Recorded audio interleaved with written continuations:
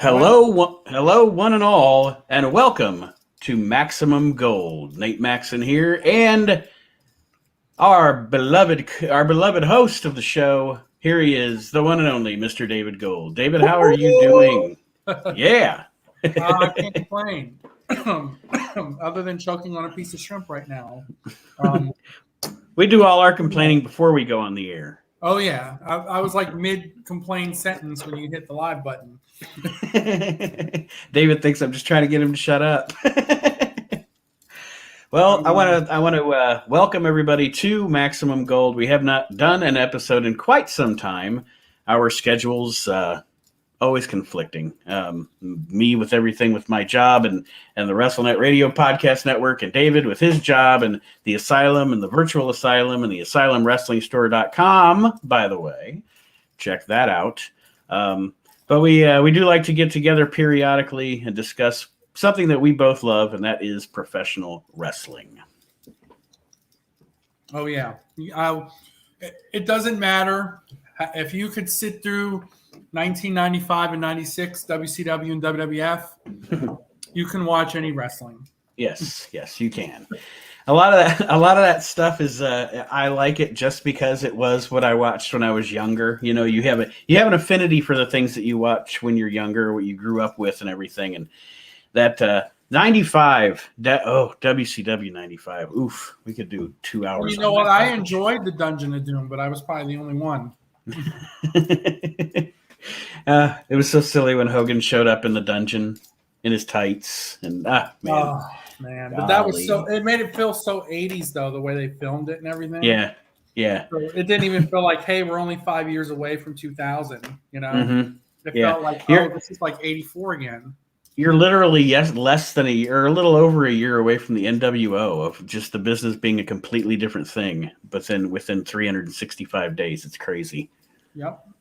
Crazy. Well, what we have decided to do this time around on Maximum Gold is we're going to do a little something about the modern product. Anybody that listens to my shows knows that I am up and down on the modern product. I have to say, I'm not a good wrestling fan anymore, David. I'm not like Archie and some of the others that I don't watch everything religiously anymore. I try to. There are weeks though where screw it, I missed Raw. I don't care, And Right. It didn't used to be like that. I used to, like, if I was going to miss Monday Night Raw, it was like the end of the world for me. But not anymore. But I do watch enough to keep up and see the talent that's out there and the lack of, and some of the things that I think are wrong and some of the things that I think are great. AEW, I would say personally, is firing on all cylinders right now. There's still a lot of stuff I don't particularly care for, but a lot of that now is relegated to the shows I don't watch, like the YouTube shows and stuff. So anyway, I don't want to get off on a tangent, but I know what we have decided, though, is we have each decided to take, Vince McMahon has come to us and he said, "Look, pal, I need you to take the book." Because that's how he talks now. He talks weird. But anyway, and we are both going to book an episode of Monday Night Raw. When I wrote mine a couple of weeks ago, it was just after Survivor Series, and I used the Raw roster, the current Raw roster, and I looked it over before we started the show. One of the guys that I have on this show has been released now, but whatever, I'm sticking with it. Well, spoiler alert. If there was the rule in here that we weren't supposed to use people not just on Raw. Oh no, you can. I've used NXT, you can do it. SmackDown, and then I've had a couple returning. So okay, you can do whatever you want. That's fine. It's all good there.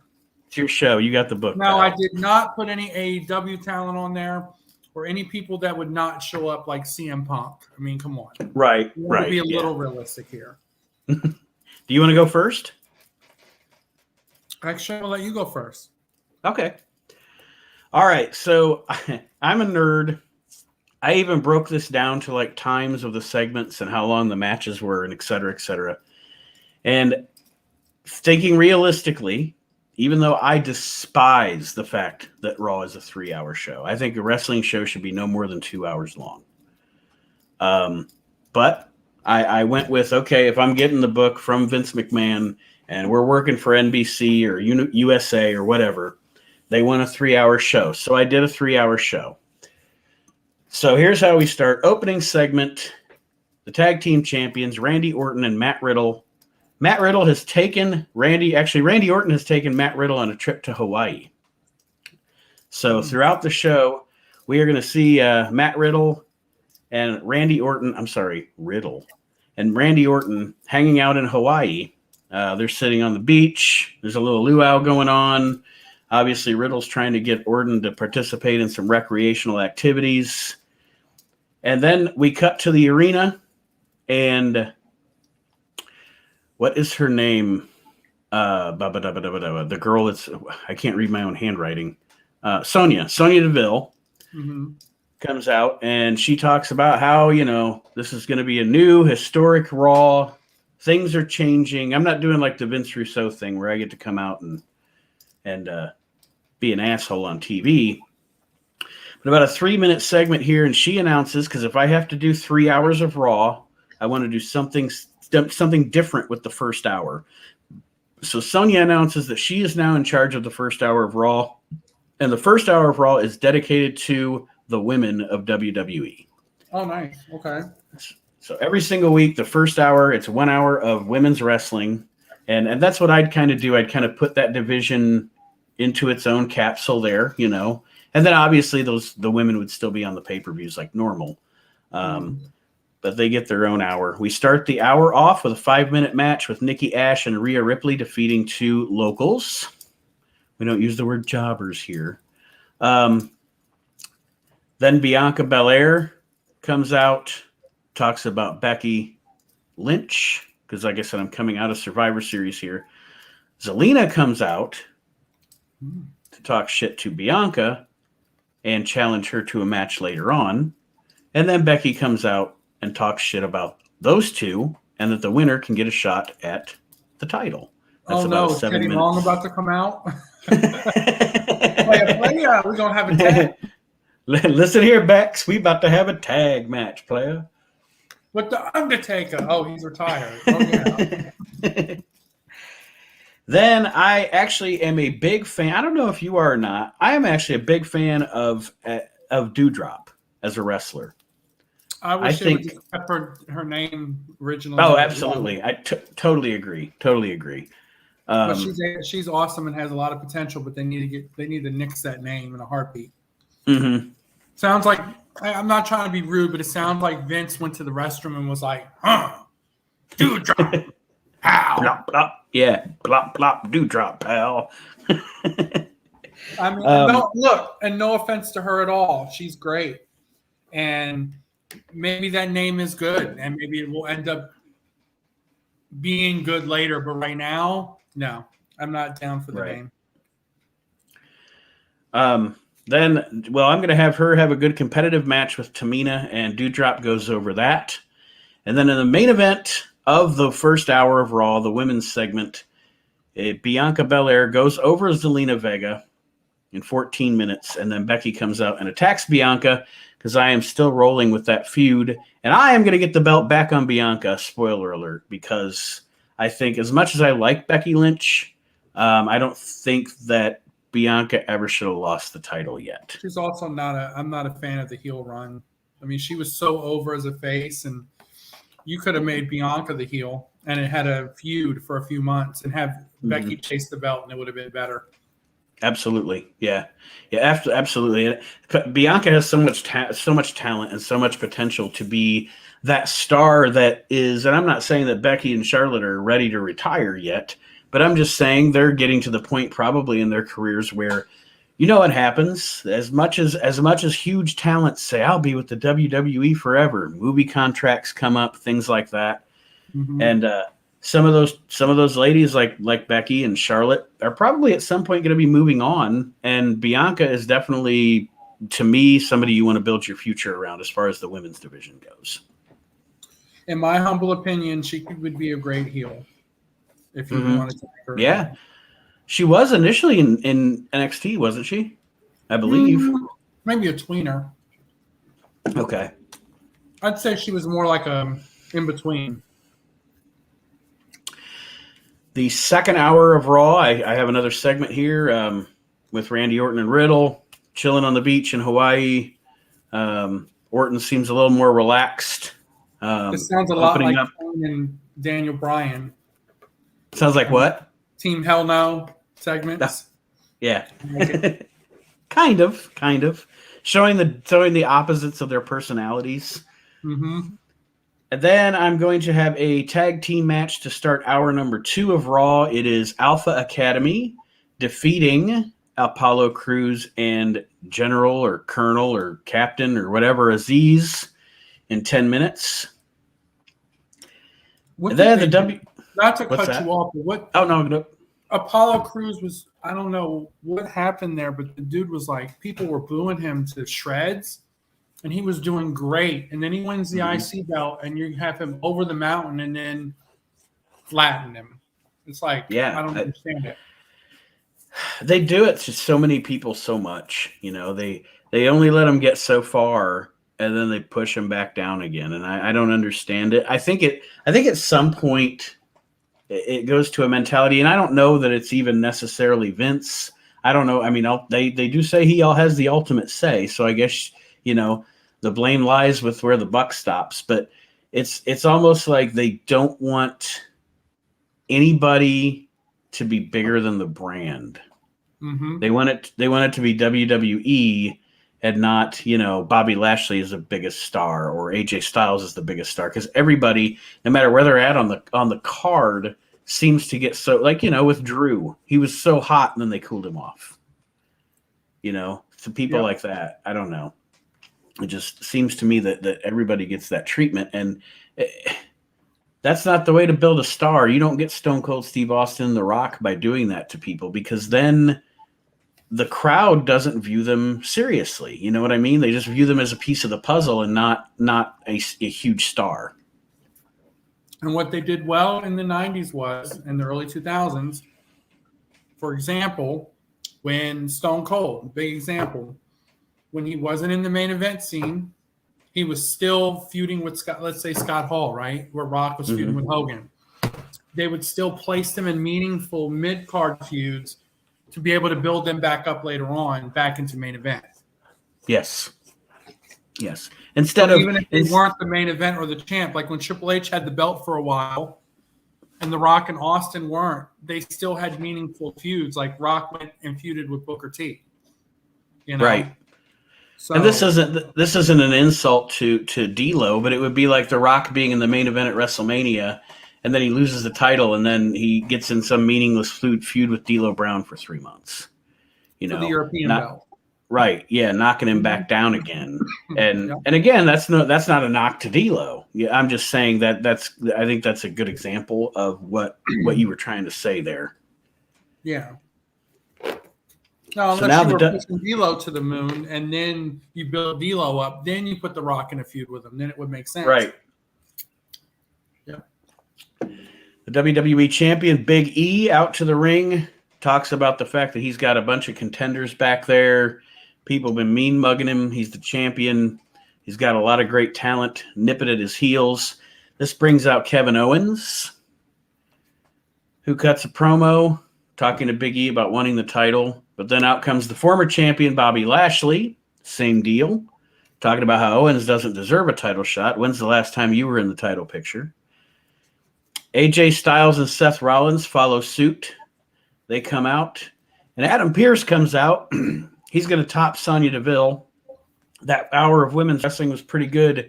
But my main event is going to be a 5-way match. And the winner is going to get a shot at Big E. I'm sorry, a 4-way match. The winner's going to get a shot at Big E. It's going to be Owens, Lashley, AJ, and Seth. And then Shelton Benjamin comes out. And pretty much to Bobby Lashley's disappointment, asks to also be in the match. And Adam Pearce adds him, and it is a 5-way dance for the #1 contendership. because Nate is going to give Shelton Benjamin the push that Nate thinks Shelton Benjamin's deserved for 20 years. You gonna dye his hair back gold too? He could be the gold standard. That's fine. That's all well and good. Either way, I'm strapping a rocket to Shelton Benjamin here. Okay. We go back to Randy Orton and Riddle on the beach with the girls. Now they're hanging out with the girls on the beach. That's about a 2-minute segment. Same deal, just kind of little banter going on there. This is getting to a point. And then Finn Balor cuts a promo on the fact that he has a young upstart with a big mouth in the ring tonight. He's going to be having a match with this punk Austin Theory later on. This is the guy that was released that I said was on my show. Tozawa actually goes over Drake Maverick in a 5-minute match. That's one of those matches you put on so that your commentators can talk about all the other stuff going on the show, you know? And that's, you know what I'm saying, though? It's that match where you can kind of recap. This is what has happened. This is what's going to happen. And then there's like one move, and they'll make a comment on that one move, and then they'll move back to what else is happening. And then in an interview later tonight, what's going to happen is... Yeah. That's what this match... This purpose this match served. By the way, you don't get that in AEW. They commentate the match that's going on all the time. Yes. They do a very... They have That's something they definitely have. I don't like Excalibur, but other than that, I think they have a superb announce team in that company, you know. And get well soon, Jim Ross.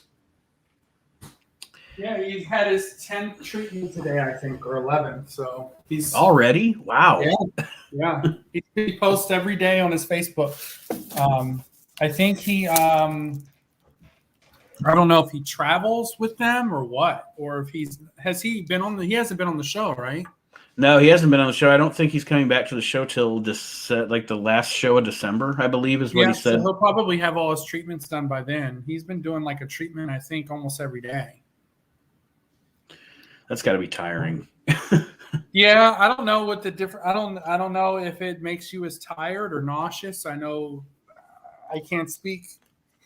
Thankfully, thank God. But anyone that has gone through that, I'm sure, because he keeps posting the pictures of them with the machine on his foot or near his foot where the skin cancer, I guess, is. So it's a good thing they caught it early, though. So absolutely.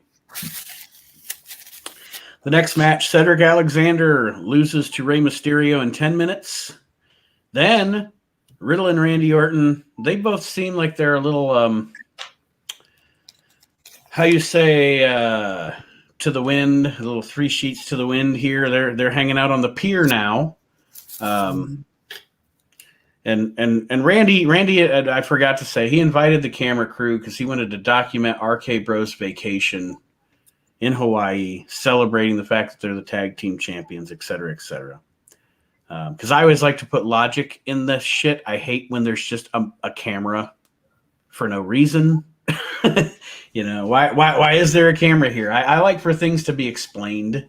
Just like I hate the fact that, I think I brought it up on Reliving the Extreme a couple of weeks ago, but I hate the fact that when you watch WWE, like when they do those backstage segments, everybody's so unnatural. Like, why is the TV screen behind me, but I'm facing the camera? How am I watching the TV? Who watches TV like that?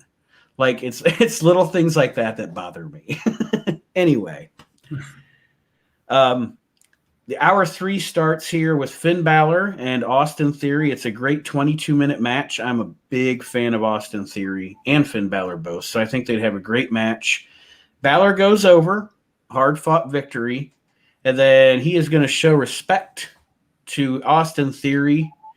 You know, and then we do some good old school wrestling here. Finn Balor shows respect to Theory, gives him a handshake. Theory returns it. As soon as Balor turns his back, Austin Theory kicks him like right in the ass where the balls are, and starts putting the boots to Finn Balor. And I think that I would throw in here. Ultimately, I don't know if I would put her out there immediately that night, but for some reason, I think it would be cool to have Austin Theory paired up with Tegan Knox. Mm-hmm. I kind of look at them as like a, I don't know, what do I want to say, like a kind of a nasty, a nasty, mean, shitty couple. You know what I mean? Just God, these two are terrible, but they love each other. They're terrible people, but they love each other. Essentially, Triple H and Stephanie. Pretty much, yeah, like a bit a younger version, yes.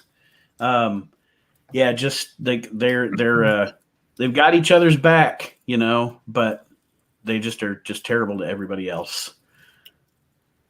So we're wrapping up Monday Night Raw, my Monday Night Raw here, and I've taken over the book for Raw, obviously. So at the end of this, I don't know if you saw this coming or not, David, but Randy Orton, he beats up Riddle on the pier. He throws Riddle in the water, and he throws those ugly ass tag team titles in the water too. Yeah, and I'm gonna let whoever is booking SmackDown have Matt Riddle. I don't want him, and that's it. I mean, we'll probably have a pay-per-view match between Matt Riddle and Randy Orton, but I'm going to introduce not only Randy Orton just as a singles and get rid of Matt Riddle, but I'm getting some new tag titles made too, because those tag team titles are hideous. They look like a watch. They look like a watch. Like it looks like they're wearing a watch around their waist. Mm-hmm.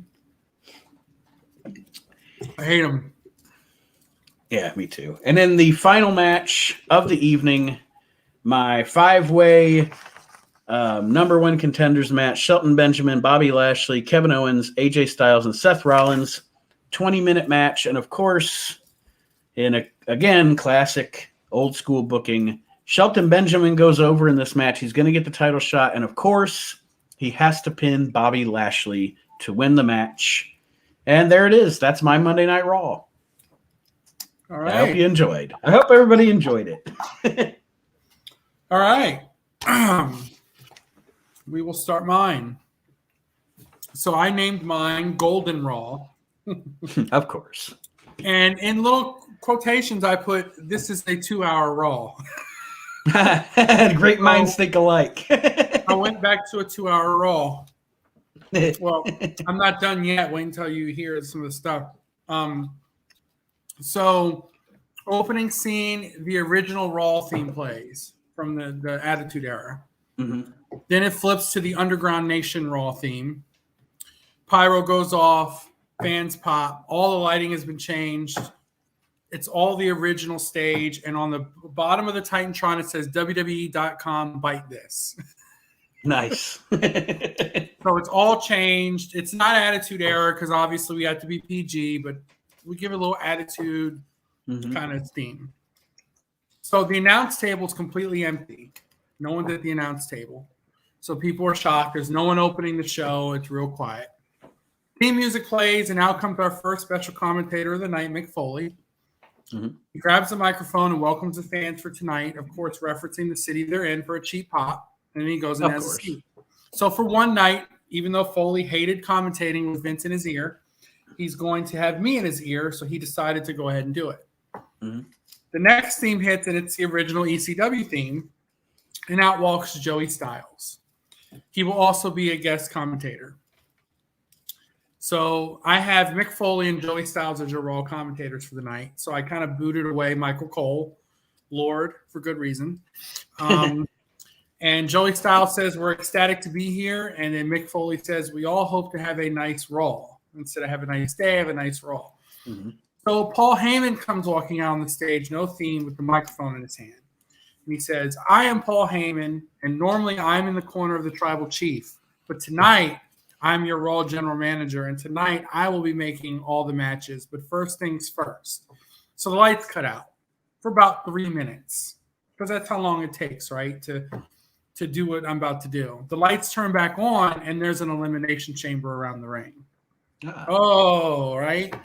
Tonight we will start with an elimination chamber for Roman Reigns' Universal Championship. Boom. So he's already fucking over the guy he's supposed to be in the corner of. Right. Roman is shown backstage pissed off with the Usos. The first theme hits, and out walks Walter, making his Raw debut. Yay. Second is Tommaso Ciampa. He's still the NXT champion, but he's participating in this match. Your third participant is AJ Styles. Your fourth is Damian Priest. Out comes Reigns. He looks around, has his, what is it called? A lay. He has it on his neck. And he's just waiting. He's like, who am I starting this match with? So lights go out. And then out comes skipping Alexa Bliss. She's skipping just like AJ Lee used to skip. Mm-hmm. And then Bray Wyatt comes out.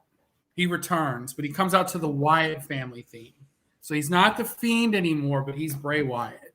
So he's back to what he should have been from the beginning. Correct. And he's got Alexa Bliss, who's now more of a Sister Abigail. And so the order of elimination, Styles gets knocked out first, Damian Priest second, Ciampa third, Bray fourth, Roman Reigns fifth. Walter wins the belt cleanly and ends Roman Reigns' 500-plus day reign as the Universal Champion. Done. And we put the belt on Walter. Well, not just that, but if you're going to have somebody beat that reign and then be the kind of guy you want to possibly break that reign, break that record, Walter's your guy because he is. If you look at Walter, what you think, first of all, badass. Secondly, that's a long-term champion right there. Mm-hmm. He reminds me of Triple H, William Regal, and I can't think of the third off the top of my head right now, but there's someone else mixed in there. Mm-hmm. Because he's bigger than Triple H and Regal were. Right, so, but he works like Regal, but I'd bigger. Say Flair. Absolutely. Flair would be a good choice too. Yeah, a little Flair in there. Yeah. So backstage, we see Paul cornered by the Usos, asking why he betrayed Roman. The tag champions look none too happy. Paul then says, "Well, your tag match is next. Hope you're ready for your opponent." So the Usos go out to the ring begrudgingly, and they're all angry. And then their opponents are Roderick Strong and Kyle O'Reilly. Nice. The fans pop huge. This match, of course, goes extended too. Very back and forth action. A guy with a mask comes out and screws the Usos, and Roderick and O'Reilly win the tag belts. So head of the table and the group is done. They lost all their belts. The guy keeps the mask on, and O'Reilly and Strong laugh, and the Undisputed Era theme hits, and they leave. Yeah, so who's that third person in his Undisputed Era back? Intrigue. So Paul's seen backstage, and he's talking to Raquel and letting her know she will get her chance. She's back there complaining, since I've been the NXT champion and I lost my belt, I haven't had a chance. So then the screen probes over to Charlotte, who is talking shit about being the Raw champion, right? Now she'll never lose. Then Becky Lynch walks in. I'll never lose my SmackDown belt. And they argue. So Paul comes pimp walking in. Tonight, I'll be taking away these multiple belts. There should only be one women's belt. And he takes out of a bag a women's winged eagle belt. Nice. And trashes two ugly SmackDown and Raw women's belts. By the way, the winged eagle belt, my favorite belt of all time. Yep. And it has a woman perched on top of the eagle. And it's more of like a pink color. Right. Kind of close to what Alundra Blaze had, but with a winged eagle on it. So he said tonight there will be a four-way for it. So Charlotte is out first. Becky comes out second. Raquel Gonzalez comes out third. And the fourth participant is Liv Morgan. So the match is very back and forth. And Liv Morgan wins by pinning Charlotte. So Liv is your first women's champion. Which is a good call. Long reign and deserves it. So now you got a new women's belt. So Paul comes out to the ring again. He says, we have one match left tonight. We've had some really exciting action thus far, but I feel like something needs to be brought back that hasn't been valued as much as it should. And it will be tonight's main event. So he pulls out of his bag again the original white Intercontinental belt. And says tonight Shinsuke Nakamura will be defending his Intercontinental belt against this guy. So Shinsuke comes out, and his opponent is Keith Lee. Keith Lee comes roaring out of the backstage area. He does his pose on the ramp, and then Paul grabs his mic again and says, "That doesn't look like a bear cat to me."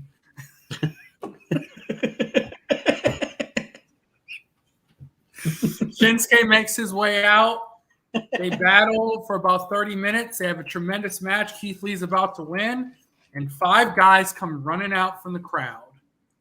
And they all have NJPW shirts on. You want to guess the 5 guys? No, you tell me. Okada, Naito, Takagi, Osprey, and Ibushi. David Gold threw around the cash to get this show to happen. Best of the NJPW hit the ring. They attack Keith Lee as the bell rings. They beat Lee down, and Shinsuke stands over top of him laughing with his IC belt. Shinsuke grabs the mic and says, "Heyman," and his voice. It looks like the war has begun. The camera pans backstage to Heyman with a shocked look on his face. The show ends. Drop the mics. So you have what's that expression that that AEW uses, the open door policy? What do they call it? Oh, the forbidden door. Yes, the forbidden door. You knocked down the forbidden garage door with that one, but a super invasion angle to end the show. I like the fact that I booked my show. You rebooted the show, and I dig that, And also, I didn't want to cut you off while you were going through it, but I love the idea of Joey and Mankind as the commentating team, because when they did the second ECW pay-per-view, I think it was the second one, or was it the first one? I'm talking about the WWE revamp. One Night Stand. Anyway, whichever one, I can't remember off the top of my head. Maybe they did both, but they were so good together. They work so well off of each other. You can tell they're friends. Oh, Joey was good on Raw when they had him on Raw too. Yes, so he was. He brings a certain style, and he's super excited. He reminds me of Pat McAfee. He's really good, right? Really excited, into the match. And then Foley brings that knowledge, and I can say the moves, and then add my little pops in. And then, Foley was good. He just couldn't deal with the frustration Vince would give him. So that's why he didn't stick around. But yes, I mean, at the end of the day,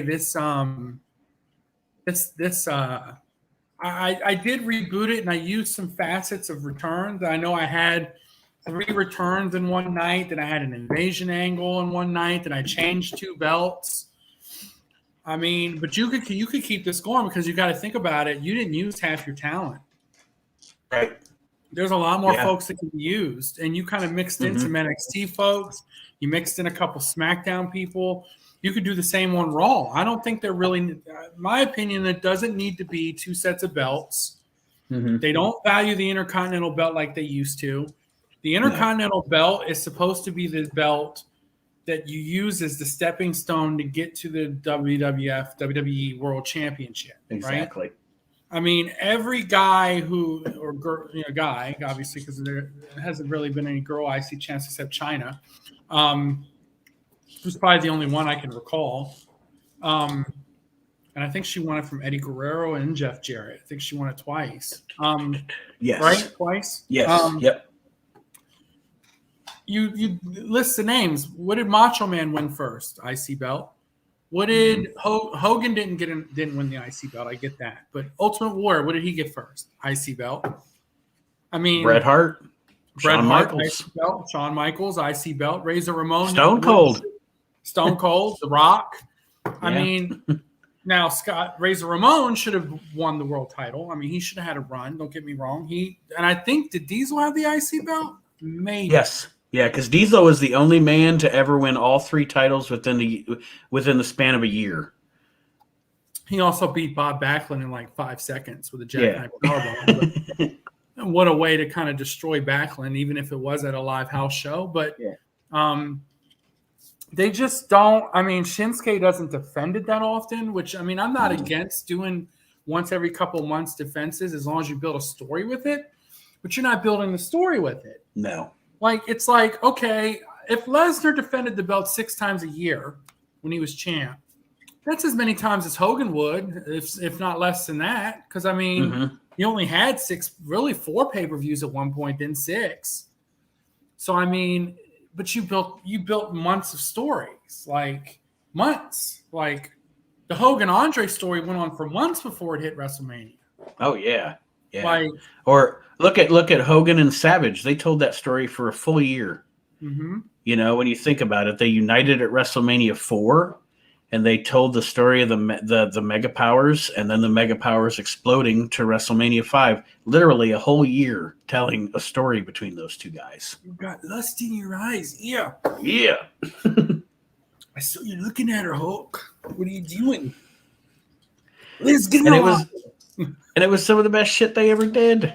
It was absolutely amazing. And back to the titles with the world title. If they're gonna have two brands, it is what it is. That's how it has been since the WCW was over and etc. We've accepted that. But I think the best way to handle the world championship was the way they handled it at the beginning of the entire thing. The world champion is on both brands. Yeah. You have one world champion, and he's on both brands. Mm-hmm. You could even do it where, you know, in February, because obviously the Rumble is going to bring WrestleMania.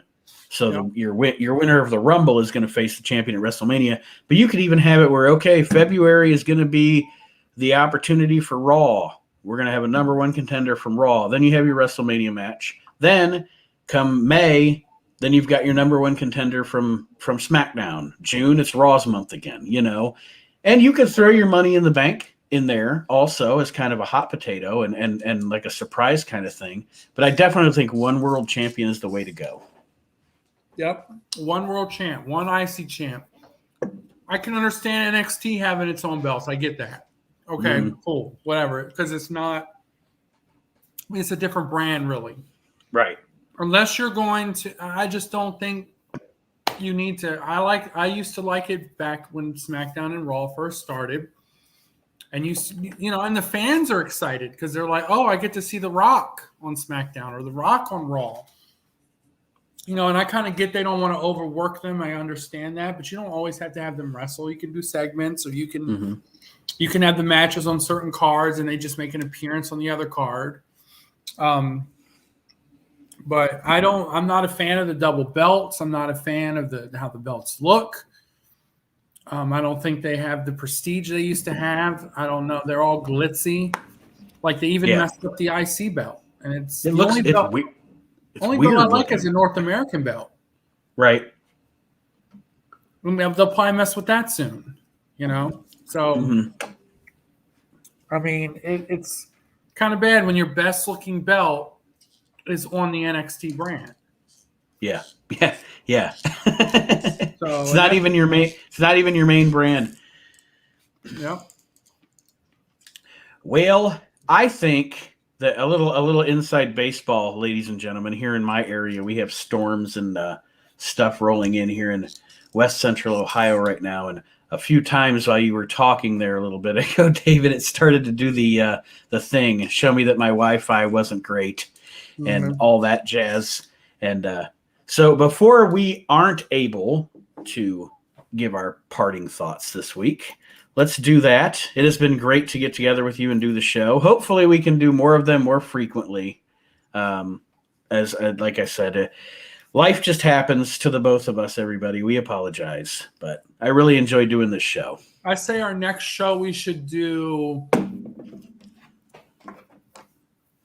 wrestlers that are like a counterpart. So what I mean is like 80s versus now matchups, like, for example, Andre versus Paul White type deal, where we make matches from people that remind us of their predecessor, which isn't necessarily their predecessor, but someone they remind you of, like how Andre, big Paul White reminded you of Andre. Right. Yeah. Yeah. Okay. So we make like a card, 5 or 6 matches, or as many as you want, but you make a card of how many, and we'll see how many of ours line up. Yeah, I like that. That's a good idea. I love it. So that's what we are going to do on the next show. I don't know if real quick you want to let anybody know and do a little summary of what's going on as far as the virtual asylum and the store goes real quick before we sign off? Yeah, sure. We have a ton of stuff coming up. We have Brooke Tessmacher tomorrow, 6 p.m. Eastern on December 11th. We have, just in case this is posted later or whatever, we have Vicky Guerrero tomorrow at a store in New Jersey from 12 p.m. to 3 p.m., toy collector store. So make sure you come there. We'll be at Icons of Wrestling next Saturday, the 18th. We'll have Eric Bischoff and Camille, NWA Women's Champ. Also, we'll be sponsoring Camille Wrestling that night. And she's facing, oh, God, I can't remember the young lady's name. I feel like shit right now, and she's really good. It'll come to me. Then we have, let's see, what do we have after Icons? Well, I don't think we have anything scheduled after that on our schedule for until February when we have Camille and Ethan Page at Baltimore Celeb Fest 3. And I believe we'll be at WrestleCon. And I think we have some other stuff lined up, some more virtuals coming up, some big stars, some big guests. And just keep your eyes peeled. AsylumWrestlingStore.com to get your orders in. We got some private signings coming up, a couple we can't promote. We do have Jake Hager coming up on the 22nd in Greensboro, where we'll also be attending the AEW show. And then we have a couple private signings that we can announce or talk about that we'll be able to have some items from for you guys. So, and just so everybody, yes, big stuff. As always, the Asylum, the virtual Asylum, the AsylumWrestlingStore.com. And just so you all know, this is just throwing this out there. Next year, I am making my best effort to come out of my hidey hole and come to those. Stop being such a guy that sticks around in the house and come out to some of the Asylum events and the cons and stuff. Really looking forward to that. And like Nick and David and all the guys are like my best friends I've never met in person. And I'm looking forward to that. So, well, Mr. Gold, it's been another great edition of the show. I want to thank you for your time and thank everybody for listening here to Maximum Gold on the WrestleNet Radio Podcast Network. And if you would like to send us out, listen to Maximum Gold, brothers. Sorry, I just did a little Hogan there. For you. I was expecting Paul Bearer, so yes. There we go. Good night, everybody.